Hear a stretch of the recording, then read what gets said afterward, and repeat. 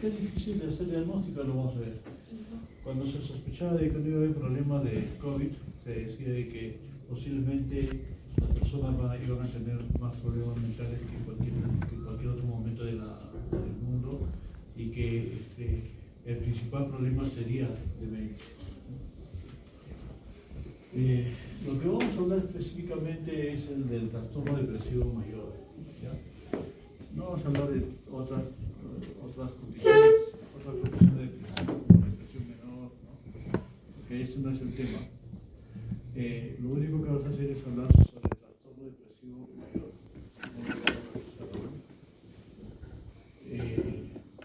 ¿Por qué se hace difícil de poder hacer el diagnóstico? Le decía, porque puede haber síntomas que no te estén hablando justamente de depresión en el caso del adulto mayor, sino que te puede estar señalando cualquier otra cosa y no vas a poder hacer el diagnóstico.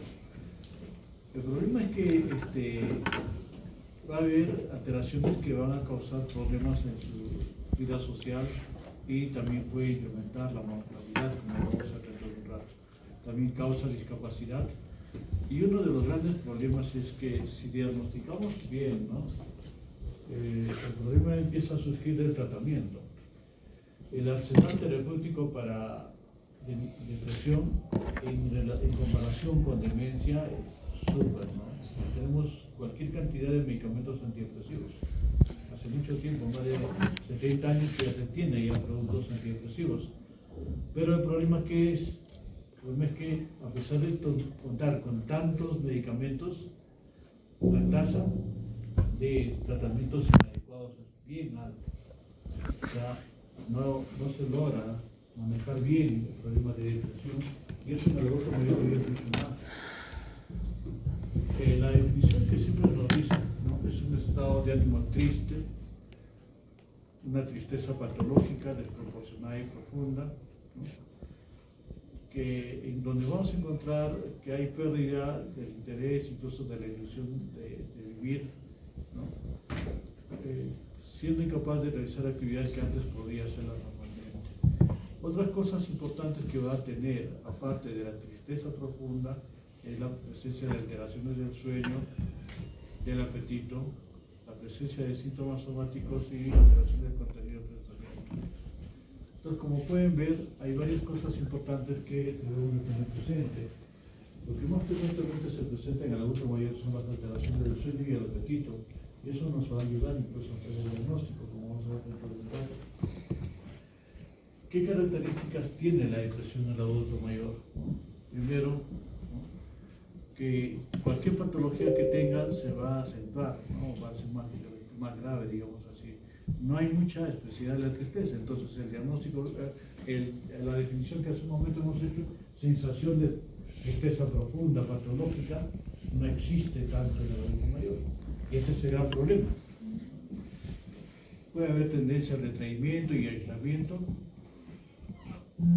y hay dificultad, como le decía, para reconocer síntomas depresivos en el adulto mayor. Habrá un deterioro cognitivo frecuentemente asociado. Esto siempre se va a dar. Cuando hablamos de demencia, habíamos visto en alguna de las diapositivas de que uno de los grandes problemas que tenemos es que podríamos confundir demencia con depresión. ¿Por qué? Porque van a poder presentar casi lo mismo, pero lo principal es que el deterioro cognitivo o demencia puede llevarte a la depresión, pero la depresión también te puede llevar al deterioro cognitivo, a la demencia. Entonces, hay una relación bidireccional entre la presencia de demencia y depresión. Entonces, esto es básico. El otro tema importante es que va a haber hipocondría, o sea, hay muchas quejas somáticas. Una de las cosas importantes es que muchas veces... Salud. Una de las cosas importantes que podamos encontrar en una persona con depresión es que puede quejarse de cualquier cosa y a veces no hay relación entre los síntomas. Por ejemplo, te dice que tiene cefalea y le duelen las piernas. ¿Qué síndrome es ese? No puedes juntarle nada. Y entonces cosas así, te va a decir síntomas que no tienen relación uno con otro y tú no sabes en realidad qué cosa tiene tu paciente, ¿no? Entonces, ese es el gran problema. que se va a quejar de todo. ¿Y qué sucede? Que como tiene todas estas cosas, va a ir de consultorio en consultorio. Tiene cefalea, ¿a dónde se va a ir? A neurología. Y tiene palpitaciones por ahí la operación, ¿qué va a hacer? Cardiología. Y tiene dolores osteomusculares y se va a ir ¿a dónde? A reumatología. Entonces va visitando todos los sitios. Cuando tú lo recibes, cuando se recibe en geriatría, en realidad yo pasé por todos lados y nadie le dio el diagnóstico, nadie pudo aceptar. A veces sucede que cuando está en neurología o en reumatología le dan un antidepresivo. ¿Qué antidepresivo dijimos que le dan?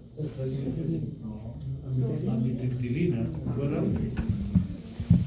Y es un antidepresivo tricíclico, ¿no?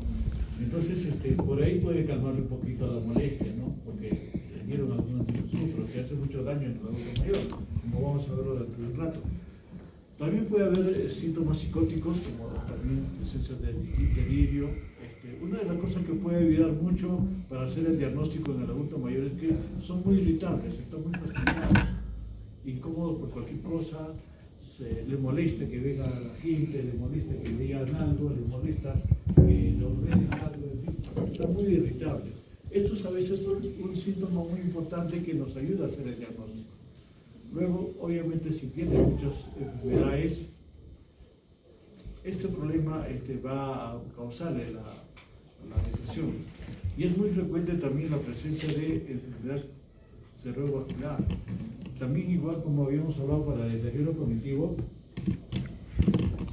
el accidente cerebrovascular no puede provocar depresión, pero la depresión también puede provocar el accidente cerebrovascular. Entonces, cuando nosotros nos encontramos hace poco, hemos tenido, no sé si con el grupo que estamos buscando un DCB, buscando una causa, no hay nada, solamente la edad, ¿no? Pero después de eso no encontramos nada, no había ninguna condición de riesgo cardiovascular, no había hipertensión, diabetes, nada de esas cosas, ¿no? Entonces, investigar depresión.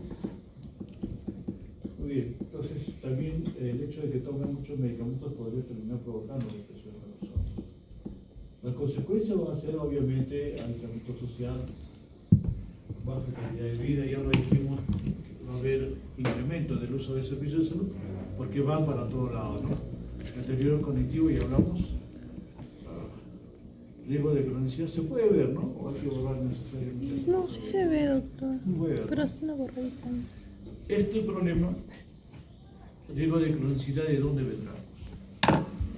¿De dónde surgirá? ¿Por qué hay alto riesgo de cronicidad en la depresión? Por la misma edad. ¿Por qué no se diagnostica bien? Se puede diagnosticar cuál es el problema, lo que hemos dicho hace un rato. La tasa de tratamiento efectivo es muy baja. Por lo El tanto, tratamiento es muchos van a bajo. pasar a cronicidad simplemente por ese hecho, porque no se acertó en el tratamiento que se debe indicar. Ya hablamos que hay mayor riesgo de evento vascular, porque es bidireccional eso. Y el otro problema serio es que hay alto riesgo de suicidio. Los adultos mayores tienden mucho, cuando se inscriben, a pensar en el suicidio. Ya, ¿para qué quiero la vida? No, ya cumplí mi ciclo, ya estoy sobrando acá. Estoy quitando el aire a las personas jóvenes. Esas cosas vienen a la mente de una persona que está con depresión. Ahora, lo que se ha visto es que puede presentarse un 5% de pacientes que están en la comunidad, ¿no? Y aquellos que tienen, que viven en la comunidad también podrían presentar síntomas depresivos. Síntomas depresivos no es lo mismo que depresión, eso que quede claro. Síntomas depresivos puede tener una molestia por ahí, ¿no? Tristeza, por ejemplo, pero no encuentran ninguna otra cosa más. Ya los criterios vamos a verlo dentro de claro. Entonces no encuentras otro criterio más que tristeza, nada más. O anedonia y nada más, no aparece otra cosa. Entonces esos son síntomas que no te hacen el diagnóstico de depresión, ¿de acuerdo? Pues hay que distinguir bien entre depresión, o sea, trastorno depresivo mayor, de lo que estamos hablando, con la presencia de síntomas depresivos. Los síntomas depresivos pueden presentarse un buen porcentaje, pero en realidad eso no es así. No significa necesariamente trastorno depresivo mayor. Esto va a aumentar cuando hay otras enfermedades, como ya lo dijimos, ¿no? Y puede ser incluso muy alto en pacientes que están en UCI, 37%. Entonces, es una de las cosas que hay que tomar en cuenta siempre. En UCI alguien hará alguna investigación sobre depresión en adulto mayor. Igual como síndrome confusional agudo, ¿no? Recuerda que hablamos, casi nadie va a investigar en UCI depresión, ¿no? A esto me refería hace un rato. Cuando nosotros vemos solamente síntomas depresivos, miren, un porcentaje bastante alto ahí en esta figura, en esta parte de acá, síntomas depresivos bastante altos, ¿no? Pero ya cuando se hace el diagnóstico de depresión, ya la figura baja un poco, ya no es tan alto. Pues ese es lo que hay que tomar en cuenta. El hecho de que tenga síntomas depresivos no quiere decir que tenga necesariamente depresión, si no cumple con todos los criterios que vamos a ver en algún momento. Cuando hablamos en farmacología, les había dicho, uno de los grandes problemas es que muchos, o casi todos, los medicamentos cardiológicos, ¿recuerdan?, podían provocarte depresión. ¿Recuerdan o no? Ya no recuerdan. Y entonces, cualquier medicamento, como pueden ver ahí, antihipertensivos, beta-bloqueantes, en fin, muchos medicamentos pueden terminar provocando depresión. Entonces hay que estar muy atentos a eso. Estrógenos, corticoides, quimioterapia, antidiabéticos incluye insulina, AINES, y que hablar pues, de los sedantes, ¿no? ¿Los sedantes cuáles son? Las benzodiazepinas, ¿no? Ya habíamos criticado tanto, un motivo más para criticar las benzodiazepinas y volverles a recordar de que benzodiazepinas no son un grupo de medicamentos que debía de indicarse en el adulto mayor. Ahora, alteraciones psiquiátricas también puede ser. Y como habíamos hablado en el síndrome confusional agudo, también las alteraciones metabólicas y endocrinas pueden terminar provocando depresión, al igual que el síndrome confusional agudo. Igual, ¿no? Trastornos electrolíticos pueden producir también hipoglicemia o hiperglicemia, ¿no? Hipotiroidismo o hipertiroidismo, todas estas cosas se pueden terminar provocando. Entonces, muy importante tener presente los trastornos metabólicos. Luego también las alteraciones nutricionales. Un tema que creo que ya lo tratamos en demencia fue que el déficit de vitamina B12 que te podía provocar deterioro cognitivo y demencia, ¿no? Miren, igualito, el déficit de vitamina B12 también puede provocarte depresión. Entonces hay que tomar en cuenta eso, ¿ya? Igual, ¿no? Hipotiroidismo también he dicho que puede provocarte el deterioro cognitivo o demencia, ¿recuerdan? Hipotiroidismo, igualito, acá también puede terminar provocando depresión. Cualquier enfermedad neurológica puede terminar, y esto nos vuelve a recordar síndrome confusional agudo, ¿no? Habíamos dicho que había una respuesta disminuida por la reserva fisiológica disminuida para la presencia de síndrome confusional agudo. Igualito es acá. Depresión también se puede presentar por lo mismo, ¿no? Entonces, en enfermedades neurológicas como Parkinson, Alzheimer, esclerosis lateral, múltiple, todo eso puede terminar provocándonos depresión.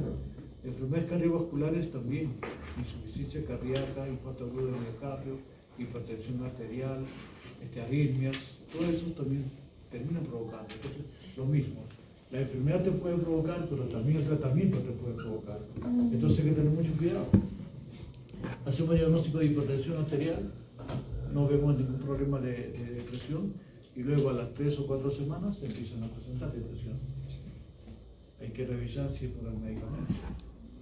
El medicamento podría estar provocando la depresión en esta persona. Entonces hay que tomar presente. Obviamente cualquier persona que sea diagnosticada de una neoplasia, se va a deprimir solo por el hecho del diagnóstico, ¿no? Igual también infecciones, miren, neurosífilis también tiene relación con qué. Creo dicho que hay demencia, ¿no? Cuando hablamos de demencia secundaria, meningoencefalitis, influenza, etc. Y la deprivación sensorial también tiene mucho que ver, hipoacusia, disminución de la sexual. Entonces, todo esto nos hace comprender algunas cosas, ¿no? Muchas de estas alteraciones están relacionadas con que con deterioro cognitivo, por lo tanto, con lesión a nivel del hipocampo. ¿Recuerdan? Entonces, se ha encontrado que hay una depresión que está relacionada mucho con el hipocampo, o sea, con demencia.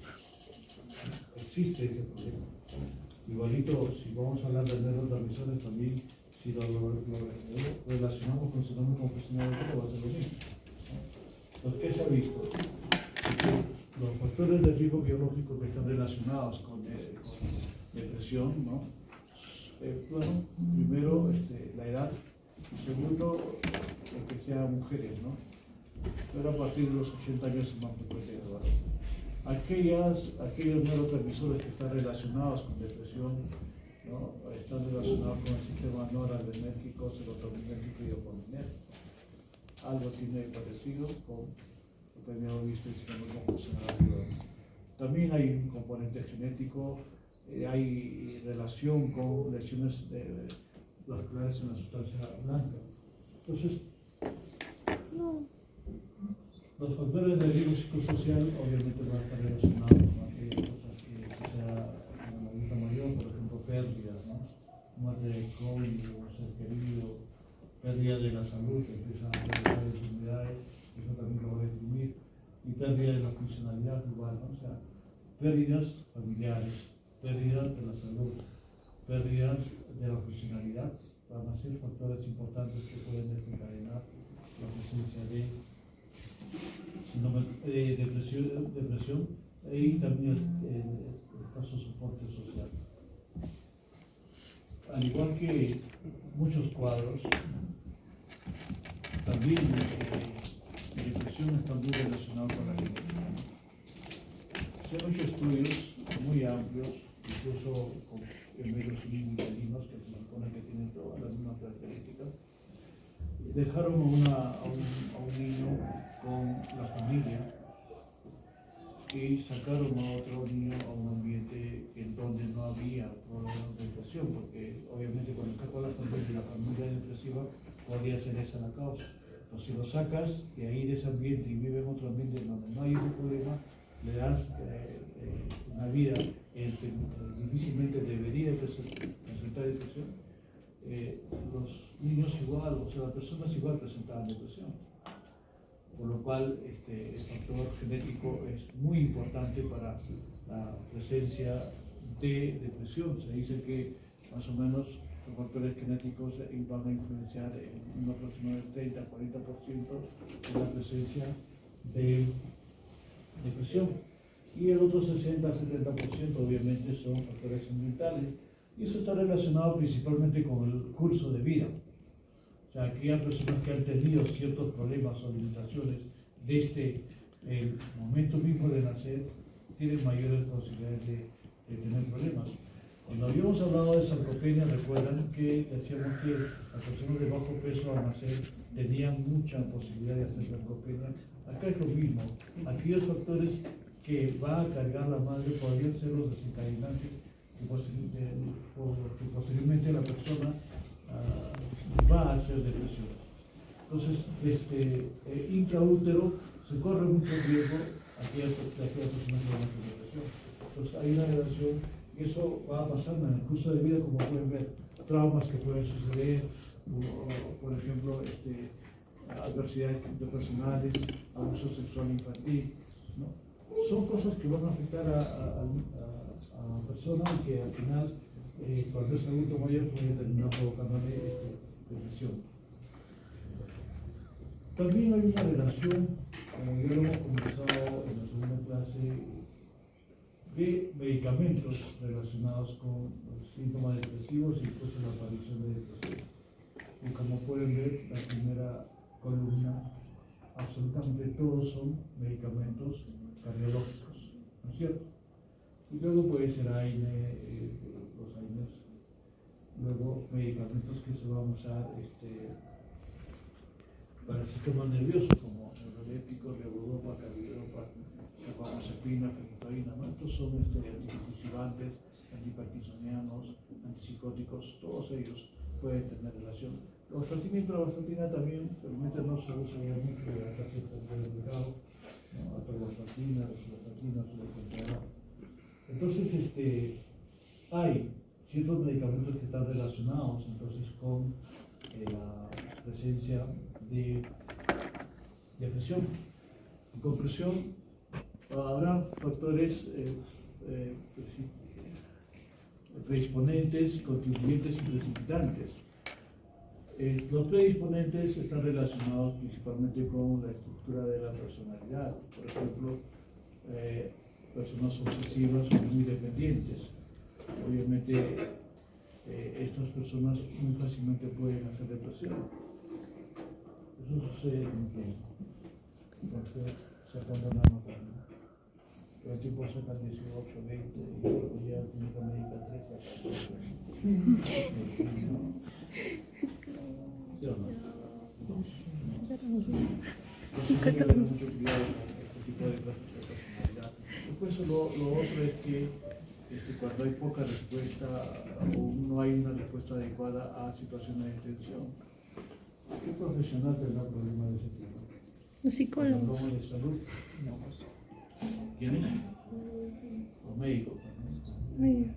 Y cuando se hacen estudios sobre qué profesional de salud se suicida más, ¿quién sale primero? Los médicos. Ahí está la explicación, ¿no?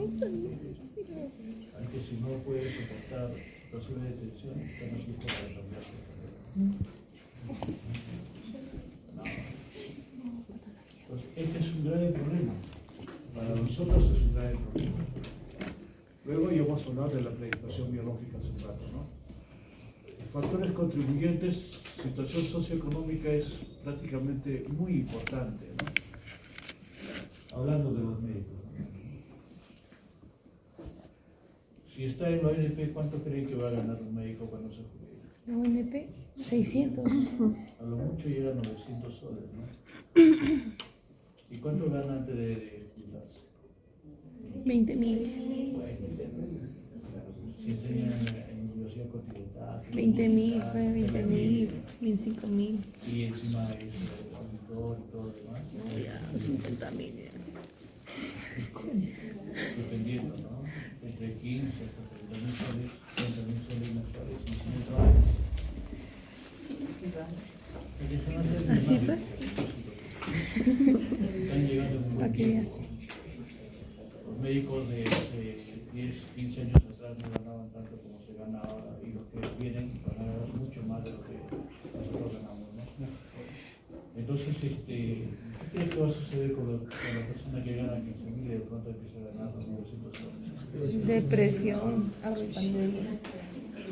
Que cuando ganen todo el dinero, ahorren, muchachos. La Depresión. única manera es que no pasen por este problema.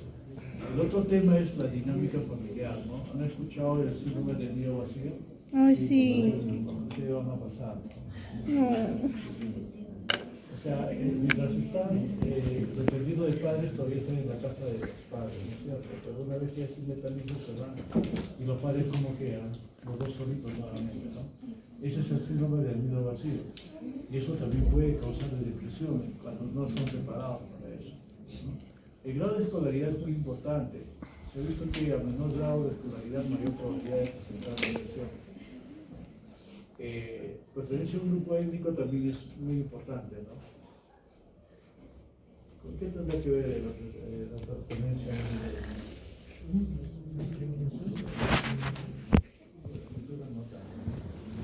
¿Cuál es el principal problema de todo? La discriminación. De negro, negro. Más específico, ¿cómo Clasismo.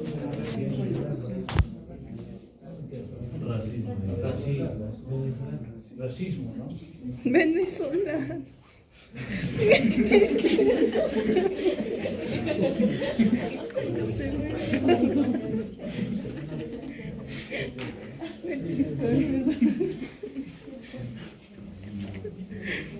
Ya justo pasó eso con la selección, ¿no? Salió a flote todo, ¿no? Eso. Se ha votado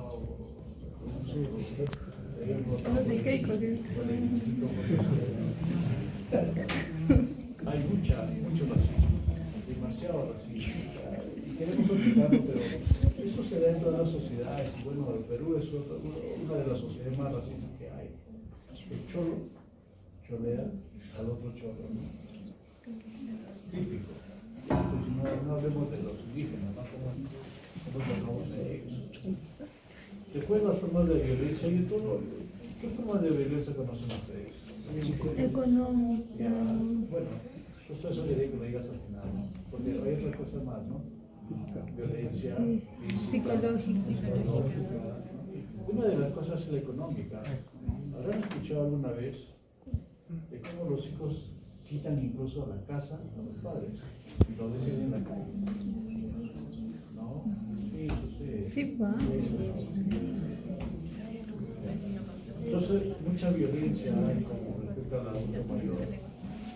Y bueno, las enfermedades que tienen. Los factores precipitantes son las crisis propias de la edad, que tienen que ver con situación socioeconómica, con la pérdida de independencia, con la pérdida de capacidad, de fuerza, de posibilidades, ¿no? Poco a poco van perdiendo todas sus capacidades, abandono, ya hemos hablado. Eso es otro tipo de violencia, ¿no?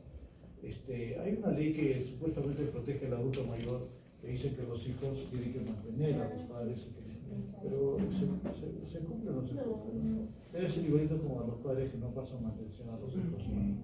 Igual a los hijos deben meterlos presos si no mantienen a los hijos. Claro. Debería ser. Esa es la ley. No digo que sea, pero no hay nada. No hay nada, pero creo que eso no es claro. Niños son un tipo de violencia, pérdidas económicas, ya hablamos. Cuando hay problemas en la utilización de las enfermedades crónicas, dependencia y discapacidad también van a ayudar a los niños. Entonces, estos son factores precipitantes. Este es un estudio que se hizo en el Perú y lo que yo le decía, ¿no? El factor de educación, por ejemplo. Cuando el valor de P es menos de 0.4, sirve, ¿no? Entonces, miren, en cuanto al sexo es más frecuente que se presenten mujeres. En cuanto a la edad, ¿no? 75 años o más es más frecuente que se presente en relación con personas menores. Lo que le decía, las personas que tienen menos nivel de educación, miren, casi el doble van a presentar depresión en relación a los que tienen buena educación, ¿no? Parejas igual, ¿no? Jefes de familia, no hay mucha diferencia, acá no se nota la diferencia, que es el menos desarrollo de los hijos. Lugar de residencia, cuando rural, la zona rural más frecuente, la pobreza obviamente, ¿no? Miren qué diferencia hay, ¿no? El doble casi. Entonces la pobreza es una cosa muy importante también que nos señala la presencia de depresión. Y bueno, la discapacidad es algo, sin discapacidad, bueno, algo que llama la atención, ¿no? Es distinto a todo lo que hemos encontrado antes. Y entonces hay hipótesis que nos van a decir que por qué se representa todo.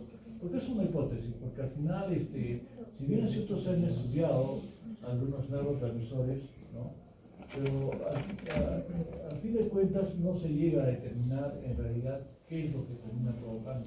Sabemos que tiene que ver el sistema neurotransmínico, polinérgico, glutamato que nos están viendo acá, pero todos ellos están relacionados, pero no hay una conclusión final. Por eso es que al final dar tratamiento para ciertas cosas, como vamos a ver, inhibidores de la regulación de serotonina, por ejemplo, que hacen efecto, pero no a todos. Por eso es que no se encuentra en realidad la tasa, lo que vimos casi al inicio, la tasa de tratamiento adecuado no es alta justamente por esto, porque hay muchos neurotransmisores que están involucrados, pero ninguno te da la respuesta clave que dice, ¿sabes qué es por esto? Si fuera así, ya todos dedicaremos nuestro esfuerzo solamente a tratar con ese tipo de medicamentos y ya no tendremos los problemas que tenemos. ¿De acuerdo? Ahora, ¿cómo vamos a hacer diagnóstico diferencial entre depresión y demencia? Y está puesto acá, ¿no? Y casi todos ustedes caen en la fila de depresión, ¿no? Porque,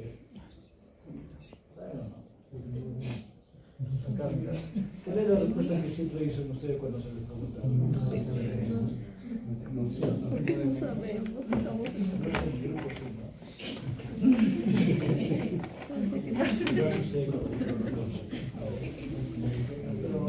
no se tomen en serio eso, ¿no? El inicio de la depresión absoluta, obviamente la demencia lenta y su progresión rápida, duración breve, también lo otro es ya para toda la vida, incluso antecedentes psiquiátricos siempre va a haber depresión, en demencia no los hay, discapacidades, variaciones diurnas, situación, va a haber problemas cognitivos, la memoria básica es parecido, ¿no? El primer síntoma, humor deprimido, y en otro lado, trastorno de memoria. Entonces, esto es lo que hay que tratar de encontrar siempre. ¿Qué es lo que se presentó primero? ¿Me entienden? Porque eso es lo que nos va. Cuando tenemos las dos cosas, ¿cómo sabemos de qué está teniendo, qué es lo que tiene nuestro paciente? Entonces, lo que hay que hacer es investigar qué es lo que se presentó primero. Ha habido un cambio con sensación de tristeza o alguna de las molestias que va a tener, o primero tuvo su problema de memoria. Porque ese es clave, ¿no? Y ese es otro tema también que no permite que el tratamiento sea adecuado, porque muchas veces estamos tratando demencia como si fuera depresión y no hay resultados, ¿no? Entonces, la clave ahí es descubrir qué fue primero. Porque tú puedes mejorar el deterioro cognitivo si el problema fue primero depresión. Y entonces cuando resulta que tienes un paciente y empiezas a tratar de depresión y empieza a mejorar su cognición, dices, oye, hay cura para la demencia. Falso, pues, ¿no? No has hecho un buen diagnóstico, o has hecho un buen diagnóstico y sabes que la depresión fue primero. Y cuando mejora la depresión va a mejorar cognición. Entonces, ahí es clave poder hacer el diagnóstico. Entonces, para hacer el diagnóstico de trastorno depresivo mayor, se tiene que recurrir al CIE-10 o al DSM-5. No confundan esto con el episodio depresivo leve, moderado o grave, como que fuera depresión leve o depresión. Algo que no esté relacionado con trastorno depresivo mayor. O sea, cuando hablamos acá, criterios diagnósticos, estamos hablando de trastorno depresivo mayor que tiene una manifestación leve, moderada y grave. ¿De acuerdo? O sea, estamos hablando de trastorno depresivo mayor. Entonces, primero tenemos que tener 2 semanas o más de los síntomas. Y los síntomas importantes son humor depresivo persistente, pérdida de interés o anedonia, o pérdida de vitalidad o personalidad. ¿Cómo se define la anedonia? Es que la persona que antes disfrutaba hacer ciertas actividades, ahora ya no las disfruta. Entonces, en conclusión, ¿qué será la anedonia? Palabras sencillas. Pérdida de interés. Desinterés. Incapacidad de que incapacidad de sentir placer. Esa es la definición exacta. Incapacidad de sentir placer. La anedonia. Aquello que le decían feliz antes ya no le hace feliz ahora. ¿Se entiende? Yo siempre pongo el ejemplo de una paciente que traemos bien a esta paciente que no sé, inventando el tema bien. Ese doctor no trató bien a la paciente. Esta persona era una persona que le gustaba que la familia lo visite, los hijos, los nietos. Y ella contenta preparaba todos los fines de semana, todos los domingos se reunían y ella les preparaba la comida que le gustaba a todos. Y de un momento a otro fue cambiando eso de tal manera que en un lapso de 3 o 4 semanas ya no quería ver a los nietos. Decía que lo incomodaban, que le fastidiaban, que no vinieran. Aquello que le hacía sentir placer, cocinar para los nietos, ahora ya no pasaba. Entonces tú descubres eso y así es el diagnóstico, ¿no? Este paciente posiblemente tiene anedonia. Y a eso tienen que juntarse 4, 6 u 8, como dice acá, ¿no? De pérdida de confianza y autoestima, sentimiento de culpa o ideas de culpa, ideas recurrentes de muerte o pensamientos suicidas, ¿no? dificultades para concentrarse, agitación por el estado psicomotor y alteración del sueño. ¿De acuerdo? De acuerdo a eso, nosotros hacemos diagnóstico de trastorno depresivo mayor, leve, moderado o grave. ¿De acuerdo? O si no, podemos usar DSM-5, que es también casi parecido. De los dos, siempre es importante que haya presencia de los síntomas más de 2 semanas. Y acá te dicen simplemente 5 más de los síntomas, ¿no? En el cual siempre 1 o 2 tienen que estar incluidos, o sea, ánimo depresivo o anedonia. Cualquiera de los dos siempre tiene que estar. Y a eso puedes añadirle todo lo demás. Primeramente, pérdida de apetito, ¿no? E insomnio o hipersomnia. Insomnio es más frecuente. A eso puede juntarse agitación por estado psicomotor, cansancio, fatigabilidad, desesperanza o sentimiento de culpa, o se culpa de todo lo que sucede, o sin culpa pasa a votar o cualquier cosa, ¿no? Dificultad para concentración y decisión, pensamiento recurrente de suicidio. Entonces, estos síntomas ocasionan trastornos técnicamente significativos que no se deba a medicamentos o a otras enfermedades, ¿no? Y la gravedad viene determinada por el número de síntomas, como ya hemos visto en la lámina financiera 10. Entonces, la forma de cómo podemos nosotros hacer diagnóstico es, primero, buscar si hay tristeza, porque te lo cuentan. Y, por ejemplo, cuando le decía a los alumnos de mi grupo, hay que hacer llorar, entonces, no, hay que hacer llorar a la persona. Es una forma de demostrar que está con sensación de tristeza profunda. Y es muy sencillo hacer llorar a la persona. Se siente triste y se pone a llorar, le preguntan, ¿no? Y todavía no llora y no dice, ¿y cuántas veces llora? Ya empieza ya un poquito a ver. ¿Y por qué llora? Empieza a llorar. Sencillo. Bastante sencillo es hacer llorar a las mujeres. ¿Qué te ríes? Entonces, igual es como el varón, ¿ah? El varón todavía es más lábil, El varón es mucho más lábil. O sea, esa cosa de sentimientos con la siempre. segunda pregunta estoy llorando ya. No esperan la cuarta pregunta. Entonces, con eso uno tiene la seguridad de que está con animación, ¿no? Anedonia ya le dije el ejemplo, ¿no? Y las otras cosas que tenemos que preguntar para sacarnos rápido el diagnóstico es cómo está su apetito. Normalmente va a haber pérdida de apetito.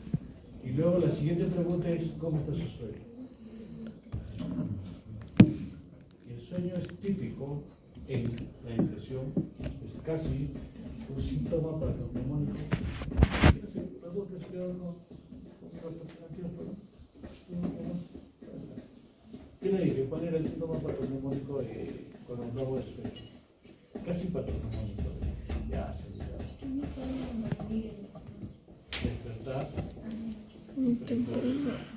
despertar precoz. O sea, pueden dormirse a la misma hora de siempre, 8:30, 10 de la noche, pero se despiertan 3, 4 de la mañana. Antes se dormían nomás hasta las 6 de la mañana, pero ahora ya no pueden. Se despiertan temprano. Ese síntoma es casi patognomónico. ¿Qué significa patognomónico? Específico de una enfermedad, ¿no es cierto? Y entonces, cuando encuentren eso, están casi seguros de que este paciente tiene depresión. Entonces, siempre hay que tratar de buscar eso. Y eso es lo que siempre buscamos. O sea, hay preguntas claves que te van a ayudar. Y entonces, ¿estás durmiendo bien? Me preguntan, ¿no? No, me despierto. ¿Y a qué hora se despierta? Temprano, 2, 3 de la mañana se despierta. Y vuelve a dormir y ya no puede dormir. Típico. Completas ahí, se siente cansado, ¿no? Se siente culpable de todas las cosas que suceden en su casa. Ya, pues no. Y te están pidiendo que hagas cuántos, 5. Nada más. Y entonces ya completaste. Donde incluso los 2 primeros puedes tener siempre. Acá te hizo 1 y 2. ¿Ella es de grupo? ¿Ella es de grupo? Creo que sí. A ver. vender algo, ¿no? Ay, no sé. Delegado. ¿Alguien quiere comprar algo? Entonces, es importante tener presente eso, ¿verdad? Entonces, cuando tenemos alguna relación con esto, Lo tengo. hay la posibilidad de decisión, ¿no? Hay que buscar los síntomas. Primero, entonces, lo que ya hemos dicho.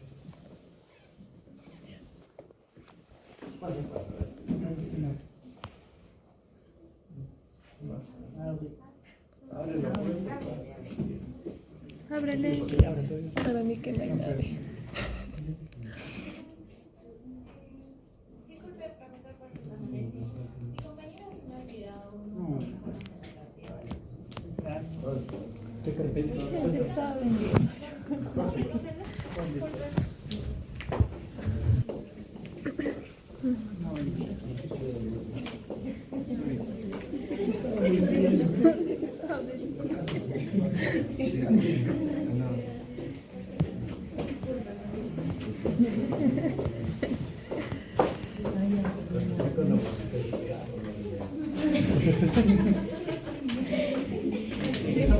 Se meten y dicen, disculpe, profesor, voy a vender un ratito. Con eso vender son picas. Ni siquiera puedo. Entonces, como yo le decía, la pregunta que hay que hacer es si hay estado de ánimo deprimido, ¿no? Hay disminución del interés de cualquier cosa, placer, ¿no? Entonces, resuelve estos dos, y si te salen positivos, tienes que avanzar, ¿no? A otras preguntas. Si es que no tiene, es probable que no tenga depresión. Entonces, si hay problema de sueño, si hay problema de apetito, si ha cambiado de carácter, si se siente culpable de todo lo que hemos dicho. Y si te dice sí a más de 3 preguntas de esto, posiblemente tiene la persona, ¿no? Entonces, tiene la persona cualquier dificultad para el funcionamiento diario de todo lo que tiene que hacer. Si es sí, considere posible depresión.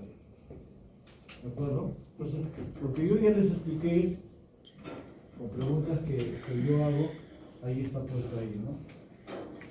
Siempre tienen que tratar de hacer las preguntas de acuerdo primero a la forma que ustedes preguntan siempre.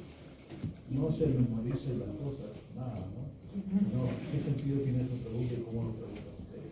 Y segundo, siempre tienen que tener consideración, y eso nos hemos dado cuenta, por ejemplo, con mis alumnos, ¿no?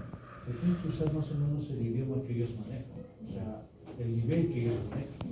Porque si me hace preguntar, ¿tienes insomnio? Ya no sabe qué cosa es insomnio. Ya, pierdes una pregunta importante. Entonces hay que saber preguntar, ¿no? ¿Estás durmiendo bien, por ejemplo? ¿No? Cosas así. O sea, tienes que ver el nivel de la persona. ¿De acuerdo? Uno de los grandes problemas que tienen las personas con depresión es que muy fácilmente se van a suicidar, ¿no? Y las formas de suicidio que utilizan son las peores que se pueden imaginar: armas de fuego, cuchilladas, ahorcamiento, ¿no? Uso de tóxicos, de venenos, pero ellos se usan por veneno de matar, ¿no? Como las chicas.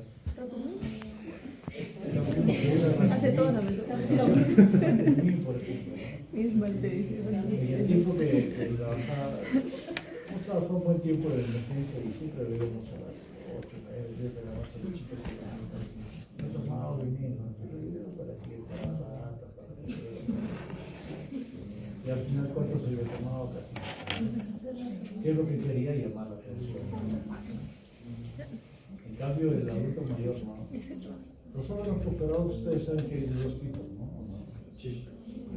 ¿Cuál es ese?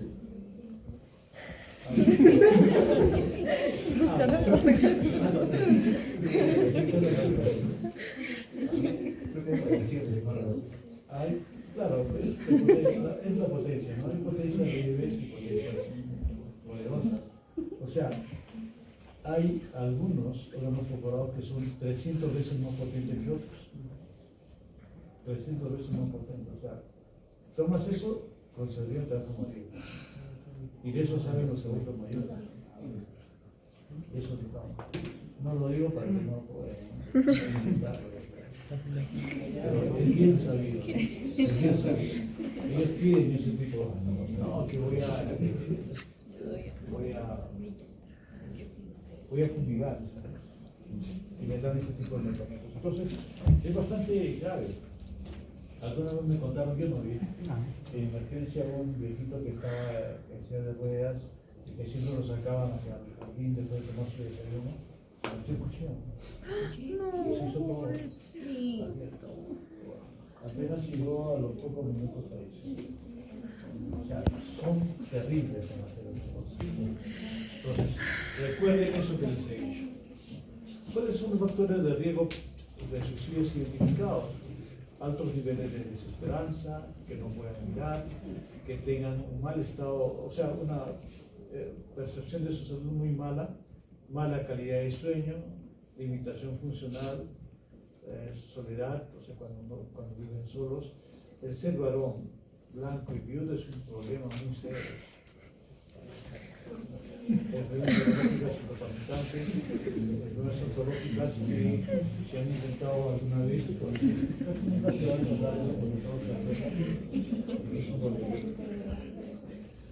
el otro diagnóstico diferencial que hay que hacer es depresión con ansiedad. Y es bastante sencillo, también puede ser complicado porque miren, hay síntomas comunes, ¿no? Fatiga, baja autoestima, insomnio, dificultad para concentrarse. Todo esto es típico de depresión, pero también puede ser de ansiedad.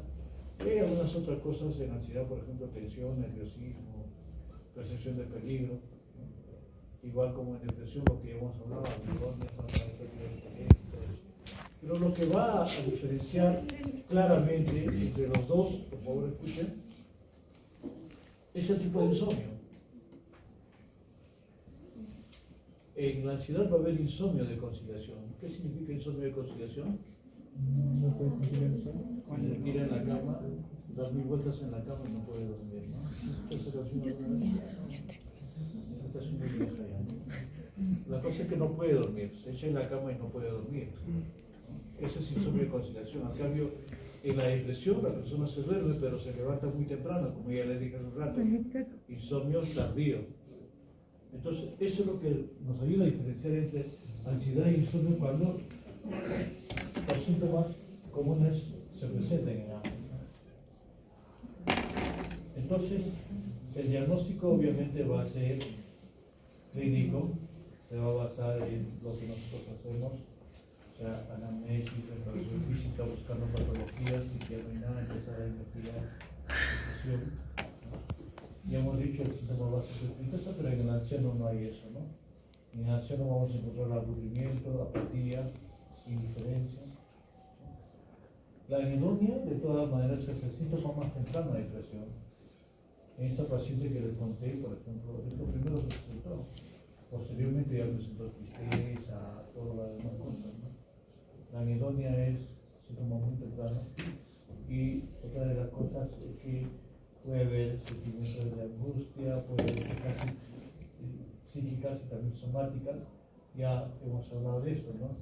Cefaleas, la presencia de cefaleas, estrabismos, diarreas, tensión muscular, etc. Por lo cual va a ir a otros sitios buscando solucionar su problema, pero que al final nadie le va a arreglar. Y lo que les he dicho también, una de las cosas muy frecuentes que vamos a encontrar son alteraciones del sueño y del apetito. Y la alteración del sueño, lo característico es insomnio tardío, que al final significa despertar temprano. Entonces, la variedad más típica y frecuente de los casos graves. O sea, el diagnóstico de eso, ya les expliqué, que es cuestión de preguntar nada más. Ahora, cuando hablamos de valoración genética integral, habíamos hablado de Díaz Abachi, ¿no es cierto? Ya no deben haber aplicado ya todos, ¿no? Con sus pacientes. ¿En sus prácticas han aplicado Díaz Abachi todos? No. ¿O alguien les falta? Todos deben aprender eso. Pero ahí qué dice, ¿no? Cuando el puntaje es de 10 a más, ¿qué dice? Depresión establecida, dice, ¿no? ¿Sí o no? Y eso no es así, ya lo he visto, ¿no? Y esa es un test de screening, igual que cualquier otro. Y el diagnóstico siempre se hace con criterios de DSM-5 o CIE-10. ¿De acuerdo? Como hemos hecho el diagnóstico de demencia, como se hace el diagnóstico de síndrome confusional agudo, etc. ¿De acuerdo? ¿Ya? DSM-5 siempre o CIE-10. Entonces, y esa siempre te va a ayudar de todas maneras a hacer el screening. Te va a decir, este paciente puede estar con depresión. Ya habíamos hablado que hay varias versiones, ¿no? El de 30 preguntas, el de 15, que es el más típico, el que supongo que todos ustedes han aplicado porque es más sencillo. Hay de 5 preguntas y en el de educaciones especiales, de 4 preguntas. Entonces, usted puede aplicar eso. Está acá las preguntas, aquellas que están en mayúsculas, son identitarios, ¿no? Pero por eso está aquí. Ahora, una vez diagnosticado hay que buscar siempre otras patologías. ¿Por qué? Porque hay coexistencia de depresión mayor con otras patologías. Obviamente ya habíamos hablado de accidente cerebrovascular, que también puede ser por el cáncer, enfermedades coronarias, miren por un porcentaje, artritis Parkinson, diabetes, hipotiroidismo. Entonces siempre debe haber quizás algún otro componente, alguna otra patología que hay que tomar en cuenta en su paciente. Entonces, hecho el diagnóstico, ya.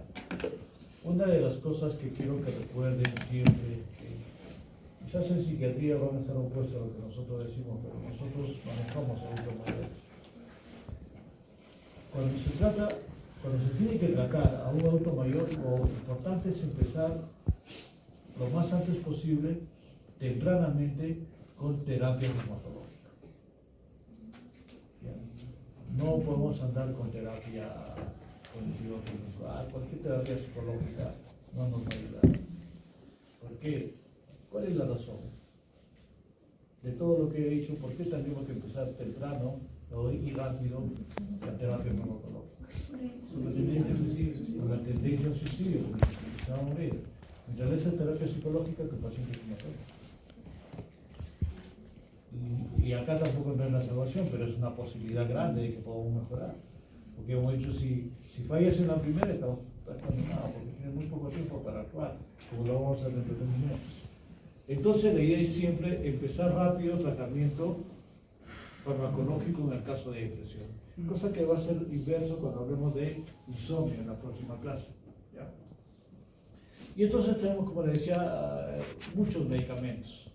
Los antidepresivos clásicos y MAO y los antidepresivos tricíclicos. Y como pueden ver ahí, que hice no recomendable para ancianos.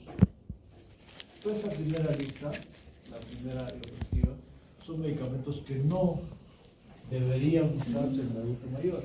Y ahí, ¿qué aparece? Amitriptilina, ¿no? También porque provoca la toxicidad y efectos anticolinérgicos. ¿Está relacionado con síndrome confusional agudo? No. Sí. Estos son los antidepresivos que sí se pueden usar, pero que tampoco están libres de pecados. Porque ¿qué es lo que dijimos también? Todos los antidepresivos en general que producen ¿no? Caída. Eso lo dije en la clase de farmacología. Todos los antidepresivos, sin excepción, incluidos estos, provocan caídas. Por lo tanto, hay que tomar en cuenta siempre eso. Uno de los medicamentos más comunes que se puede usar en la familia es los inhibidores selectivos de la recaptación de serotonina. Como pueden ver, tenemos paroxetina, propioxina acá. Los que no utilizan la vía del citocroma P450 son los mejores, ¿no? Sertralina, citalopram y escitalopram. De los tres, el mejor siempre es el citalopram, porque tiene menos interacciones medicamentosas y menos efectos secundarios. Tienen, pero son en menor proporción, ¿de acuerdo? Y ahí tenemos los inhibidores de la recaptación de serotonina y noradrenalina, pero la faxina renal es un muy buen medicamento. Como dice acá, amplia experiencia en geriatría. Ofrece mejor tasa de remisión de presión grave, entonces debe ser uno de los medicamentos que podemos iniciar. ¿Qué sucede con este medicamento? Que todavía sigue siendo caro, nosotros no lo tenemos. O sea, en el MISA no hay, en salud tampoco creo que hay. El medicamento todavía sigue siendo caro, por lo tanto, lo que lo imprime es el precio y no tanto la enfermedad, ¿no? Loxetina es una buena alternativa, también cuesta. El otro grupo de medicamentos que se puede hacer son los NASA, ¿no? Los que tienen acción mixta. La ventaja de estos productos es que tiene acción sedante. ¿Para qué servirá acción sedante? Para mejorar el sueño, ¿no? Hipnótica sedante. Y aumenta el apetito encima, o sea, te maneja la digestión, te aumenta el apetito y te maneja el sueño. Medicamentos ideales que dentro de ellos tenemos metazolina, ¿no? Después también tenemos inhibidores selectivos de la regulación de noradrenalina, la redoxetina. Entonces, en realidad, estos medicamentos son los que se pueden usar en los adultos mayores. Pero ya dijimos que todos tienen efectos adversos. El IMAO, como pueden ver, puede provocar hipertensión o hipotensión. Los antidepresivos tricíclicos son cardiotóxicos, puede provocar hipotensión prostática.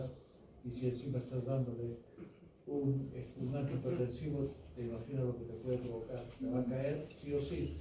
Ahí sí ya se sacó la lotería para la caída, ¿no? O sea, se va a caer sí o sí. Entonces hay muchos efectos por los cuales mejor no usar el medicamento de la primera línea, y los de segundo, los depresivos modernos también igual, ¿no? Que pueden provocar náuseas, dispepsia, anorexia, diarrea. Los inhibidores de la recaptación de serotonina y noradrenalina también, ¿no? Náuseas, edema, sequedad de boca, parestesia, somnolencia, insomnio. Ese es el gran problema de venlafaxina, ¿no? Si tu paciente tiene insomnio, verás que va a provocar más insomnio. Igual como sucede también con sertralina. Sertralina es un inhibidor selectivo de la recaptación de serotonina, pero esto también provoca insomnio. Bueno, si le vendes bien el producto puede causar insomnio. Hace poquito nomás, la semana pasada, veo un paciente que ya lo estamos viendo hace un buen tiempo atrás, y está tomando sertralina en la noche. Digo, ¿usted puede dormir bien? Sí, perfecto, el medicamento me hace dormir. Pero el asunto es que sertralina no debe indicarse en la noche porque justamente provoca insomnio. Hay que indicarlo en la mañana. A este paciente le está haciendo bien, ¿qué hago? ¿Le quito o le sigo dando? Que siga, pues no, ya si algún momento empieza a fallar, ya le cambiaremos, ¿no? Pero de cosas serias. Entonces, hay cosas que uno no puede explicarte y bueno, se supone que le va a hacer bien. Entonces, los NASA, ya lo dijimos, todos sus efectos secundarios son una buena alternativa para el tratamiento, ¿no? Sedación, o sea, ganancia de peso, o sea, mejora el apetito, maneja agitación, puede haber toxicidad de médula ósea, y bueno, el asunto es que si es varón y todavía tiene relaciones sexuales, no le va a provocar ningún problema a los más, ¿no? En cuanto a la toxicidad de médula ósea, en un caso no se encuentra eso, ¿no? En otros lugares, Europa y Estados Unidos, es muy frecuente que los cholos son fuertes, ¿no? La idea que clorafenicol provoca también lo mismo, ¿no? Y clorafenicol se usó por mucho tiempo acá, incluso en niños, y nunca se encontró casos de apresia medular.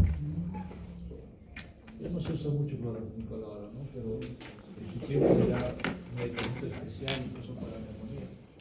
Y nunca se encontró apresia medular. Hay que ver. Cuando empezamos a tratar, ya le dije, hacemos el diagnóstico, ¿no? Aparecen los síntomas y se hace el diagnóstico, se tiene que empezar el tratamiento. El asunto es que tenemos, miren, poco tiempo, hay que buscar el antidepresivo ideal y hay que encontrar la dosis ideal. Y tenemos 6 semanas para conseguir eso. ¿Ya? Una vez que ya encontraste, obviamente, el antidepresivo ideal y la dosis ideal, va a mejorar tu paciente, se va a estabilizar. Va a rendir y va a haber una buena respuesta. Y entonces puede continuar, dice, misma dosis a 6 meses mínimo, pero eso no es cierto, ¿no? Está entre 8 meses a 1 año que hay que darle y luego empezar a discontinuar el medicamento. Pero el problema es acá, si es que se mantiene igual, ya no hay problema, ya se recuperó, ya ya no va a ser crónico su patología, pero si vuelve a recaer, normalmente vas a tener que volver a usar el antidepresivo. ¿Y qué va a suceder ahí? Ya no va a dejar el medicamento, se va a quedar, pasa la cronicidad y sucede más o menos con la poca experiencia, que no sirve para nada, pero poca experiencia que tenemos, más o menos un 40-50% de los pacientes pasan a la cronicidad. Está indicar medicamento ya a largo plazo, ya no solamente un año. Entonces, hay que tener en cuenta siempre eso. Igual acá, ¿no? Como decía, cuando hay depresión grave, primero medicamentos, estrategia farmacológica, luego puedes hacer lo que quieras. Pero si no, no. Y nosotros estamos hablando especialmente de depresión grave. Ahora, lo otro que se tiene que entender es que cuando tú empiezas a dar el antidepresivo, al día siguiente no va a mejorar. A veces ni a las 2 semanas. Entonces tienes que vender bien tu tratamiento al paciente, porque ¿qué es lo que espera el paciente? Que al día siguiente ya esté perfecto. Y si es posible con una sola pastilla, nada más, ya no quiere tomar más. Si le vas a decir vas a tomar un año, el doctor no sabe nada, ¿no? Típico. Entonces, pueden requerirse periodos largos para el inicio de la acción, entonces hay que tener en cuenta eso. Hay que decirle, entre 2 y 4 semanas, más o menos más, ¿no? Porque miren, le hemos dicho que tenemos 6 semanas lo máximo para encontrar, ¿no? Miren lo que le decía, ¿no? Mantener el tratamiento al menos un año tras la resolución sintomática, no es 6 meses como nos plantean en los traductores, ¿no? Evitar antidepresivos, efecto anticolinérgico, ya hablamos, ¿cuál? Amitriptilina, ¿no? Se puede aprovechar la capacidad sedativa de trazodona, ¿no? Pero también, como ya lo dijimos, mirtazapina, ¿no? Si hay importante anorexia y pérdida de peso, hay que evitar de todas maneras inhibidores selectivos de la recaptación de serotonina, ¿no? Y es recomendable el inicio con mirtazapina. Si hay síntoma extrapiramidal, hay que evitar los inhibidores selectivos de la recaptación de serotonina. Entonces, también hay interacción con anticoagulantes orales, por lo tanto, posiblemente inhibidores selectivos de la recaptación de serotonina hay que disminuirlos. Puede mejorar incluso en la medicina dolor, por lo cual se usa frecuentemente eso, ¿no? Duloxetina también, de la misma familia también sirve, entonces muchas veces como medicamento coadyuvante, cuando no se puede mejorar dolor, se recurre a esto, ¿no? Venlafaxina, duloxetina, y los pacientes sienten un alivio espectacular con respecto a sus dolores cuando se usan estos medicamentos, ¿no? No hay interacción con fármacos de música, hay muchos que estos medicamentos no sirven, ¿no? Entonces la sertralina, que es uno de los medicamentos que se puede usar con frecuencia, miren, su vida media es bastante importante de los alrededores, por lo cual hay que empezar con dosis bajas. La dosis adecuada es 50 a 100 miligramos, las pastillas vienen en 50 miligramos y la idea es empezar con la mitad de la dosis. Y administrar con las comidas. Luego venlafaxina, que ya hemos dicho que es un muy buen producto, la dosis adecuada es 75 a 150. Igual también se empieza con la mitad de la pastilla y va subiendo de a pocos. Va a haber siempre una buena respuesta para pacientes con trastorno depresivo mayor. Se puede provocar depresión urinaria, ese es uno de los grandes problemas y está contraindicado en glaucoma, ¿no? Entonces, siempre hay que buscar eso. Con los fármacos Z puede hacer daño al paciente, pero no hay que usar mirtazapina, ¿no? Hay actividad sobre receptores alfa-1 muscarínicos, tiene una actividad muy buena, como ya hemos dicho, ansiolítica e hipnótica, ¿no? Sirve para pacientes que tienen pérdida de apetito e insomnio, sobre todo insomnio tardío, ¿no? La dosis que se puede usar es igual, 30 miligramos, pero es mucho generalmente en ellos. Como dice ahí, se debe administrar por las noches. Uno de los grandes problemas de mirtazapina es su efecto sedante y hipnótico. Puede provocarle mucho sueño de tal manera que se duermen de día y de noche. Y entonces lo que hay que hacer siempre es usar dosis bastante bajas. Las pastillas vienen de 30 miligramos y la idea es empezar con un cuarto de tableta, o sea, 7.5. Incluso a veces a esa dosis le provoca sueño a las personas. Varias veces he tenido pacientes. Con un cuartito de tableta vienen a los 4 o 5 días, vuelven los pacientes al consultorio. Porque está bien, no, se me está durmiendo demasiado. Y ahora que hacemos un cuarto, y las pastillas son pequeñitas. A pesar de pequeñitas hay que partirlas en 4. Y si no se rompe, ¿qué hacemos? Lo que puede suceder, lo que se puede hacer es prolongar, no sería no darle cada 24 horas, sino cada 48 horas. O si no, darle menos dosis todavía. ¿Ya? ¿Qué haces ahí? Raspan un poquito y eso no va a darle, ¿no? Para ver cómo va y cómo sabes si va bien. Entonces, un blister de 10 te va a durar por un año. Por decirlo de alguna manera, ¿no? Entonces, hay que tener mucho cuidado con metasaquina por el sueño. Provoca demasiado sueño. Eso es lo más importante, ¿no? Como dice acá, dosis inicial 7.5, hay que tener mucho cuidado. Ahora, ¿cómo sabemos que estamos dando un tratamiento adecuado? Al inicio del tratamiento hay que aplicar el té de Hamilton.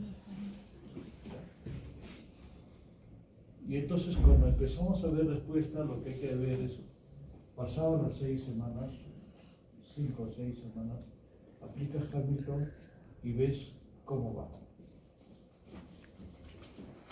Si el Hamilton sale menos de 7, quiere decir que la respuesta es adecuada, hay remisión de la enfermedad y es la dosis y el medicamento que necesita. Si la respuesta se ha reducido un 50% de la puntuación inicial, quiere decir que hay respuesta, pero todavía no está controlada la enfermedad. Si es entre 25 y 50%, la respuesta es parcial y no se consigue reducir el 25% de la puntuación del Hamilton inicial o 50%, entonces no hay respuesta. ¿Y qué vas a hacer? Vas a tener que cambiar de antidepresivo. ¿Ya? Entonces es importante aplicar Hamilton para evolución del tratamiento. ¿Ya? No es que Hamilton sirva para diagnóstico. Alguna vez me sacaron de una, estaba curado de una tesis, y la tesis que había hecho esta persona de hacer diagnóstico con Hamilton. Ya había terminado, ya había presentado, pero ¿sabes qué? Esto no solamente es el diagnóstico. Esa tesis no servía, ¿no? Para que sepa ¿qué se puede hacer?